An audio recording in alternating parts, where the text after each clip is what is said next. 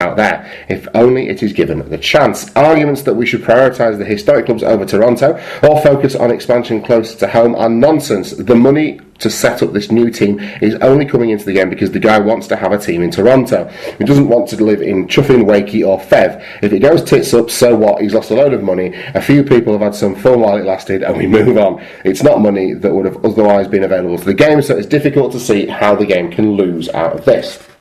And let's hope that all those things come true. Certainly the thing about the pool of talent, I mean, that's undisputed, isn't it, really, now? I think when you look at players that are playing in the northern clubs in Super League that came through at the Broncos, or even in France, because you've got, the French lads at... You've got Farge and Julian, haven't you? Yeah, and you've got the lads at Hull KR, Bidebza and Laria. And you've got the... McMeekins, and I know Channing's dropped down the division now, but that's on top of your LMSs and your clubs and your Sargentsons. There's tons of them out there now that are playing still in Super League, and to have those pathways open and to have those talent pools available to us is invaluable, and that's probably the area of expansion that has suffered a little bit from the RFL withdrawing things like some of the community coaching support, but hopefully with the way things are going, it kind of seems like it's the clubs themselves that are building that back up through this embed the pathway scheme. And you've got Wigan and Saints, for example, link ups down in the south west where we have a link up with the Devon Sharks that we're talking about. So let's hope that all of those sorts of things can build and continue, and we do get the positive for the sport of the new fans, the new talent, and hopefully that means more sponsorship, more money, more bigger TV contracts when we get through the one that we're locked into. Yes. Whenever that. How much longer have we got left on that? I think Aaron will be 20. So quite some little while. Right, that's your feedback and shout outs taken care of. Let's take a look now at news from around the world of rugby league.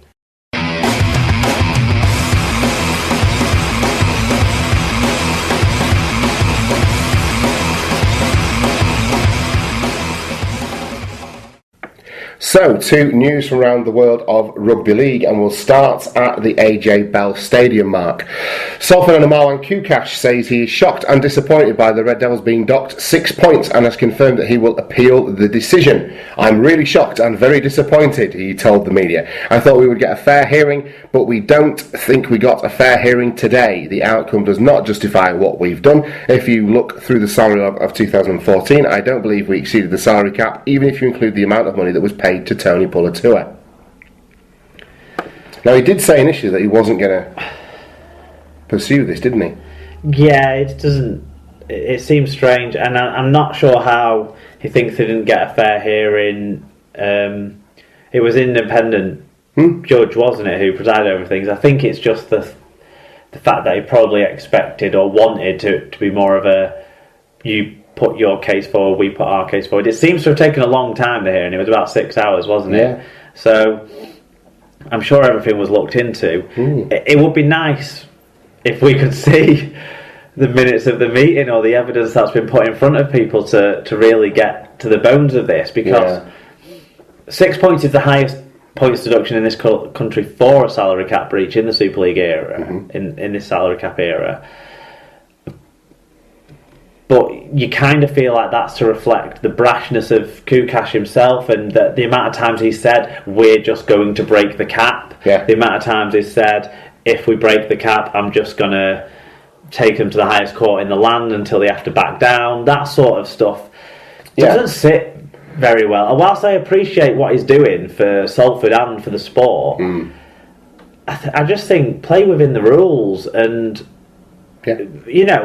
what's worse, really, I suppose, is that this current squad, this current setup, is suffering because they tried to hide these payments outside of the reported salary figures. It wasn't like it was a live cap failing. It was from what I know, it was payments that weren't ever really on the contracts that were submitted. So, but that's speculating a bit. But you just think, well, it's your own fault.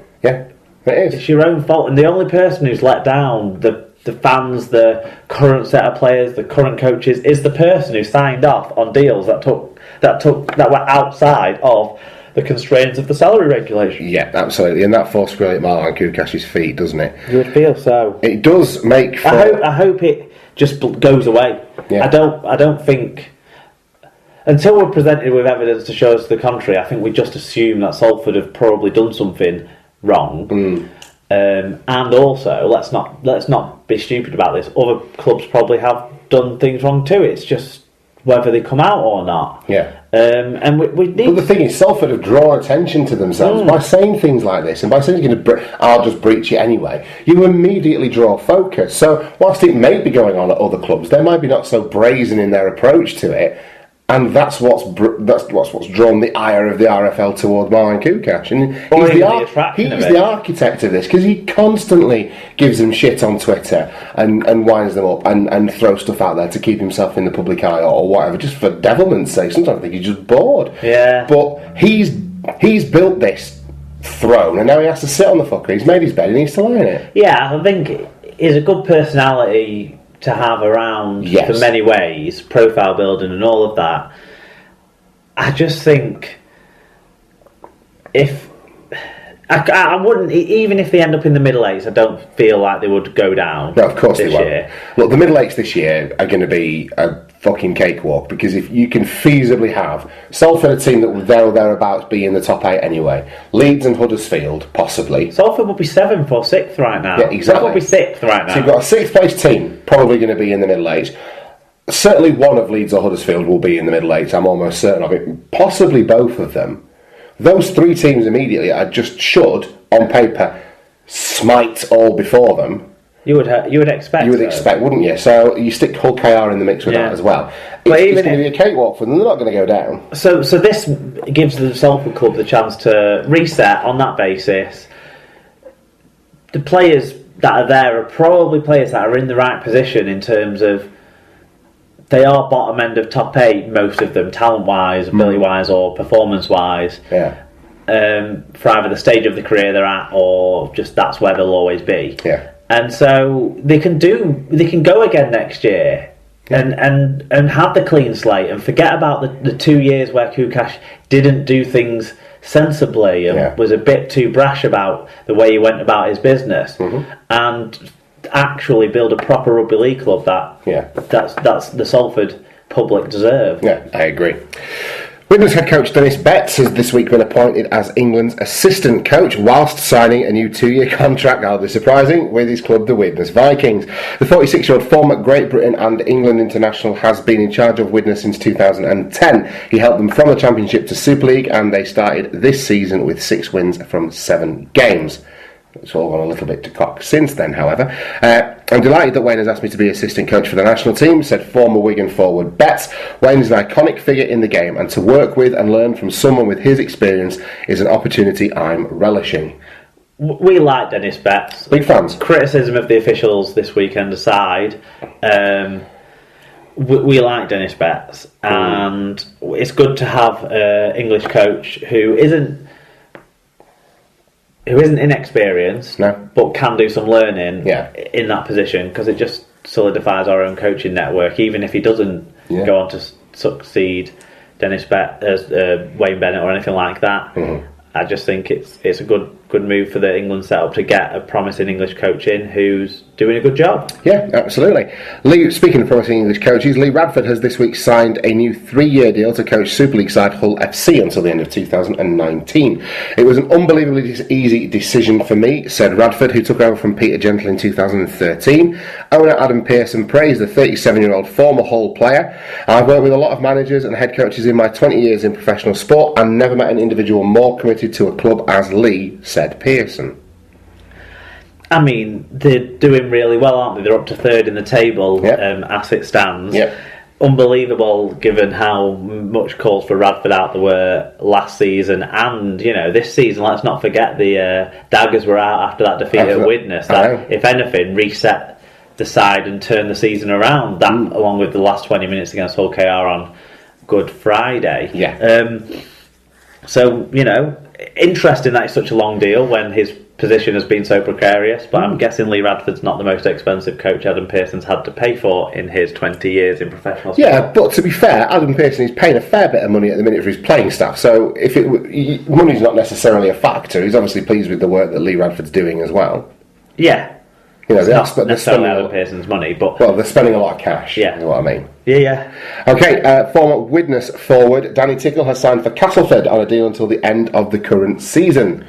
Interesting one, because I sort of thought Castleford had enough in the pack, but another serious injury come this weekend, hasn't it? So, it pads the back end of the squad out. You imagine he's not on too much of a deal. Yeah, exactly. And he brings experience to a side that hasn't got that much experience outside of one or two players, I suppose. There's a few young players or younger players, and Danny Tickle's one of the most experienced players you could have got out there and get. I think it makes a lot of sense. You talk when we hear things from people like Tyler and what have you getting in touch who say we've got a great first 17 and after that the depth isn't there. This is a signing that goes some way to alleviating that strength in depth problem, doesn't it? I don't think he's in the starting 17 by any stretch of the imagination, but like you say, his experience and his understanding of the game will be invaluable to every aspect of the club in terms of the first team and the youngsters that are around him as well, won't it? So you would expect so. And he's only, it's only for 6-7 months. Yes. So fair play to Castleford. Forward Michael Seo has put pen to paper on a new 2-year deal that will see him stay at Wakefield until the end of the 2018 season. Hull FC have also tied up Josh Bowden, Dean Hadley and Chris Green to 3-year deals, tying them to the club until 2019. Bowden and Green are both England Knights representatives and have already racked up 142 games between them for the club since making their debuts in 2012, whilst Hadley has played the first of 37 games the following year, which isn't bad considering he's in Spandau Ballet as well. Warrington Wolves utility back Kurt Gidley has signed a new 1-year deal until the end of the 2017 season. I'm excited to be saying another year. My plan was always to play for 2 years, said the 33-year-old to the Warrington website. Makes a lot of sense. That to me, I threw in because I think people would say, why didn't you cover it? But it's a massive non-story. When he signed basically a 1-year deal, and if I don't play shit or get hurt, you will sign me for another year or I will agree to play another year. I think that 2 years was almost inevitable. The interesting ones, the Hull FC ones, there was a bit of talk around, especially Josh Bowden being getting a bit of interest elsewhere, Wigan being mentioned. I'm not sure how much of that was agent talk now, looking at the fact that 2 days later he signed a 3-year deal. But the 3-year deal seems to be for Hull what the 2-year deal is for Widnes, and that's a good group of players who outperform your expectations consistently enough. I would say those three. One of those three will have a better game than you expect them to have every single week. One of the three. It's a backhanded compliment, but yeah, I get what you're saying. Castleford Tigers have entered into a second dual registration partnership with Championship side Batley Bulldogs. Tigers CEO Steve Gill said, "I'm really pleased we've been able to finalise a dual registered partnership with the Batley Bulldogs. It's a great club with a very similar ethos to ourselves. John Keir is a great coach and I know he will look after our young boys really well." And Hull KR are set to introduce the reserve team for the 2017 season. Chairman Neil Huddle confirmed at the club's fans meeting last Thursday that the Robins are looking into bringing in a reserve grade side for 2017. Hull KR are also looking to sign a marquee player as part of the club's new 5-year plan. That's two things that maybe were said to appease fans or maybe will happen. So. It's very hard to understand at this stage, but a lot will depend on how the rest They've got of to the get season rid of goes. the snakes in the grass first, haven't they? And root all them out before they can start doing things like that. Maybe Danny Addy's their marquee player. He's rumoured to be joining Hull KR fairly soon. Is that so? Yeah, and Mitch Clark as well from the Bulls, another one who's been linked with them. Maybe one of those two lads will be their marquee players. Yeah, they can get a nice bit of fight into the pack, something that they miss if they get Mitch Clark. Well, yeah, he's got some bit biff about him. Right, that's news from around the world of rugby league. Let's take a look back now at round 13 of Super League.